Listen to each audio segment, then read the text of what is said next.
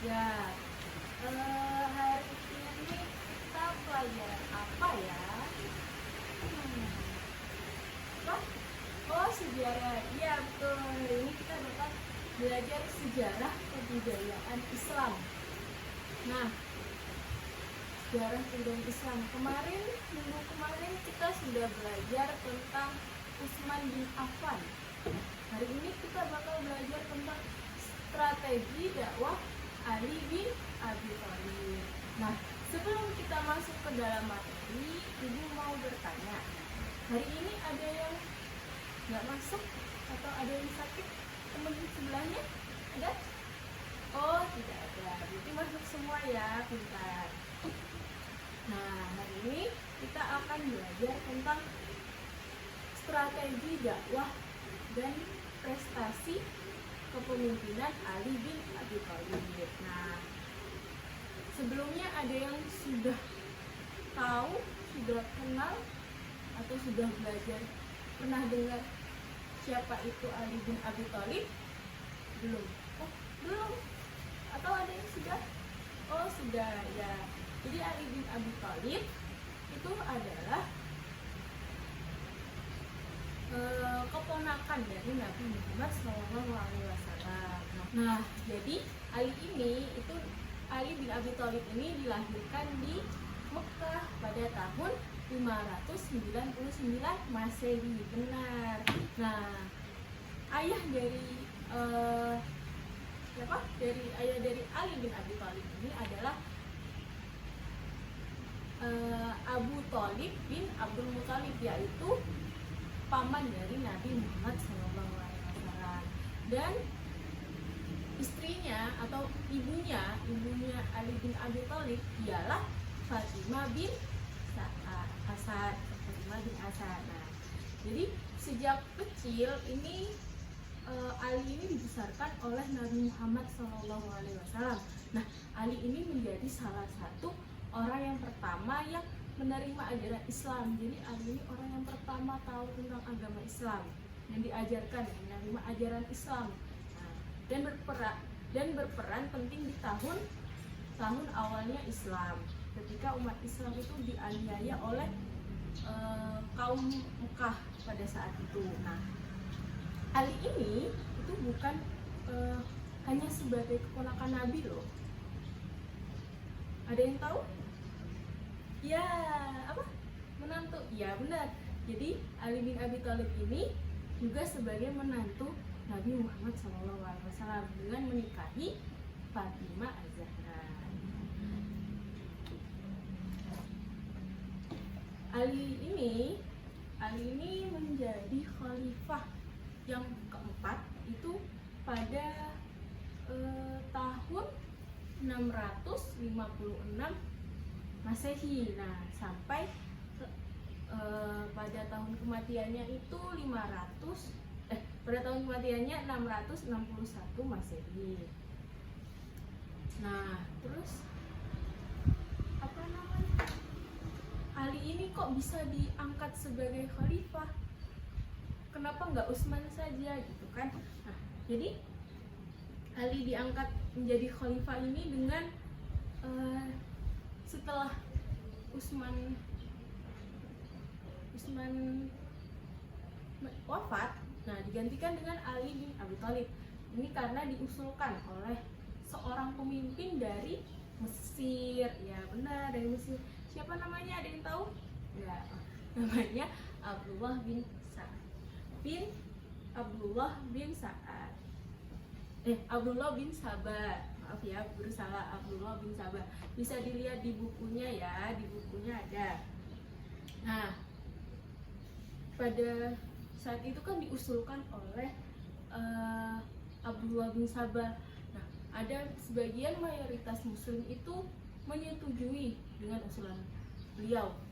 Ada juga sebagian yang mayoritas tidak setuju, tapi mereka akhirnya setuju juga dengan usulan dari Abdullah bin Sabah. Nah, berikutnya yaitu strategi dakwah. Apa saja sih strategi dakwah dari Ali bin Abi Thalib ini?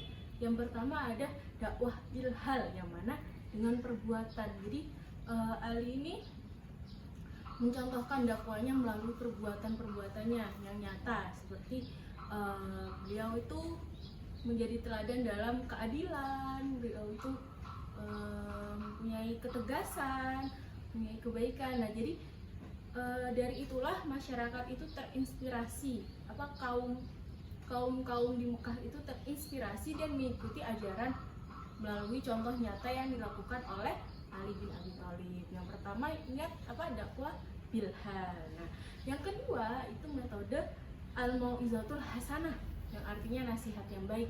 Jadi beliau ini memberikan nasihat-nasihat yang baik dan santun kepada masyarakat, kepada kaum pada saat itu kaum di Mekah itu ya. Nah, sehingga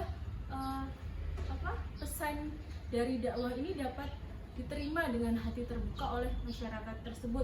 Nah, dalam pendekatan ini, dalam metode ini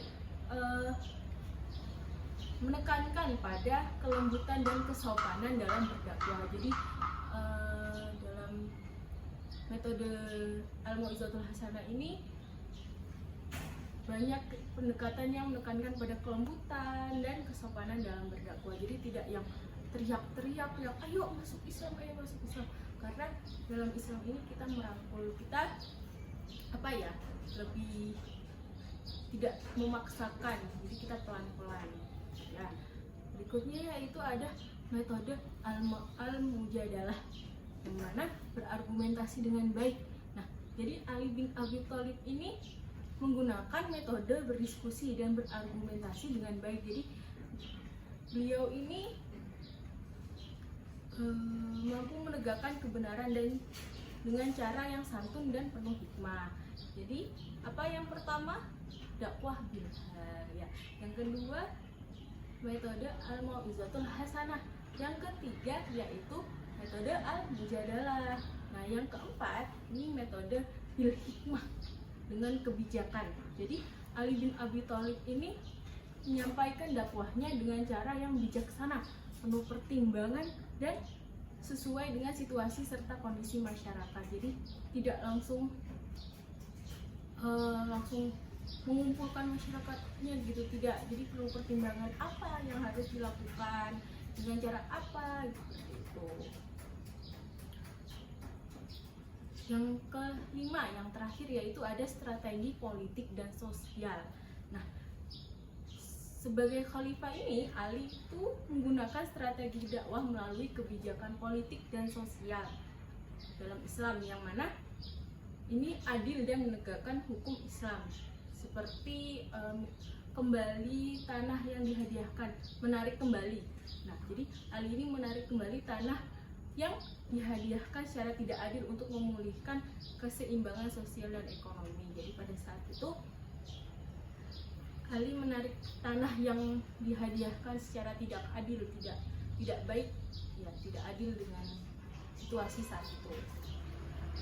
Nah, tadi apa saja strategi dakwah Ali bin Abi Thalib? Yang pertama ada ya benar, dakwah bilhal. Yang kedua ada al-mujadalah. Yang ketiga ada al-mau'izatul hasanah. Yang keempat ada apa yang keempat? Ya, metode bil hikmah. Yang kelima ada strategi politik dan sosial. Nah, berikutnya yaitu gimana? Oh, ada yang mau kamar mandi, silahkan. Nah, berikutnya yaitu prestasi Ali. Apa saja prestasi Ali di dalam kepemimpinannya di masa khalifahnya? Yang pertama ada memperbaiki sistem pemerintahan. Nah, jadi Ali ini mengganti pejabat-pejabat yang dianggapnya dulu pas di zaman Utsman itu kurang mampu dan tidak efektif dalam pemerintahan menjalankan tugasnya. Nah, jadi agar pemerintahannya ini menjadi lebih baik dan menghindari nepotisme dan korupsi ini yang terjadi pada masa sebelumnya, jadi Ali ini mengganti pejabat-pejabat yang dulu pas di zaman Nabi, di zaman sahabat Utsman bin Affan. Nah, yang berikutnya ada membenahi keuangan negara atau baitul mal. Nah, Beliau ini menarik kembali harta dan tanah yang dikuasai secara tidak adil oleh para pejabat dan kerabat pada masa pemerintahan Utsman bin Affan sebelumnya. Nah, yang mana diberikan secara tidak adil pada masa Khalifah Utsman. Hartanya ini dikembalikan ke Baitul Mal dan digunakan untuk kepentingan rakyat. Jadi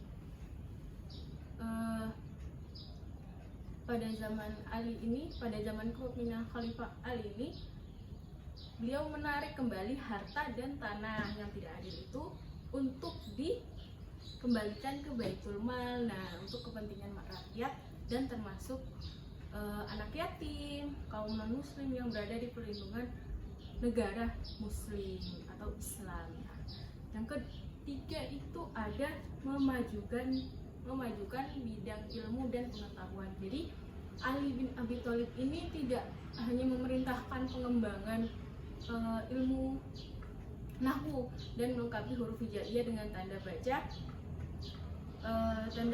atau harokat seperti kasrah, fathah, dan dhamma. Nah, hal ini itu sangat penting untuk menghindari kita dalam baca Al-Quran dan hadis, terutama yang dulu di wilayah yang jauh dari Jazirah Arab. Jadi pada zaman Ali ini beliau mengembangkan Al-Quran dengan melengkapi huruf hijaiyah, tanda bacanya seperti kasrah dan lain-lainnya. Nah, yang keempat itu ada membangun kota Kufah. Nah, Ali bin Abi Thalib ini membangun kota Kufah yang awalnya itu direncanakan sebagai pusat pertahanan, namun berkembang menjadi pusat ilmu tafsir, hadis, dan ilmu pengetahuan. Jadi yang dulunya mau dibuat jadi direncanakan sebagai pusat pertahanan, namun dikembangkan lagi di sana, yaitu pusat ilmu tafsir, pusat pembelajaran ilmu tafsir, hadis, dan ilmu pengetahuan lainnya. Yang terakhir yaitu penerapan keadilan sosial dan syariat Islam. Oke, yang pertama tadi apa? Ada yang masih ingat? Di bukunya ada kan ya? Memperbaiki sistem pemerintahan. Yang kedua, membenahi keuangan negara. Yang ketiga, memajukan bidang ilmu bahasa dan pengetahuan. Yang keempat, membangun kota Kufah. Nah, yang terakhir yaitu penerapan keadilan sosial dan syariat Islam. Nah, Ali ini tuh dikenal pemimpin yang sangat menjunjung tinggi keadilan sosial. Nah, beliau ini berusaha menegakkan hukum Islam secara adil tanpa diskriminasi dan memerangi kesenjangan sosial. Jadi beliau ini berusaha untuk bisa menegakkan hukum Islam yang adil dan tidak adanya diskriminasi. Nah, udah paham semuanya? Apa? Mau main? Nah, sebelum mau bermain, Ibu mau tes semangatnya. Masih semangat tidak? Ya. Oke, Ibu tes dulu ya semangatnya. Tepuk semangat. Semangat. Ya, tepuk tangan. Nah, sebelum mau bermain, Ibu ada soal ya. Kita yang bisa menjawab dapat nilai tambahan, yang bisa menjawab dapat hadiah. Siapa yang mau? Oh, mau semua. Oke, Ibu ada 5 soal, 5 pertanyaan, nanti yang bisa angkat tangan. Nah, pada tahun berapa? Oh ya, Ibu buka di sini, nanti kalian lihat ya.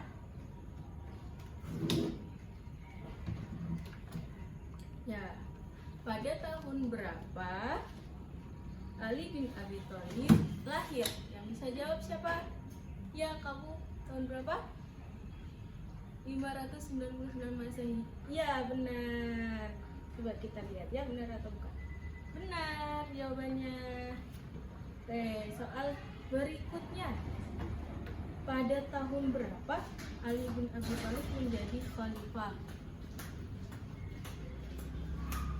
Ya, pada tahun 656 Masehi. Nah, soal yang ketiga. Siapa nama istri Ali bin Abi Thalib? Ya, Fatimah, benar. Soal yang keempat, dakwah melalui perbuatan disebut dengan ya dakwah bilhal. Iya benar, dakwah bilhal. Nah, oke, udah ya, pertanyaannya sudah. Oke. Sebelum itu kita